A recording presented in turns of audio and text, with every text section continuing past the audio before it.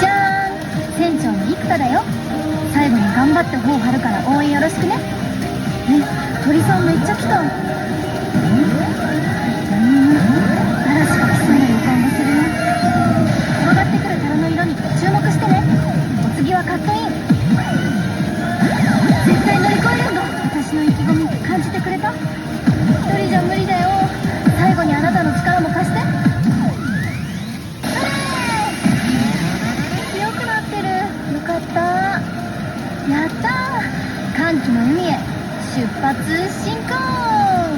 以上、生田絵梨花でした。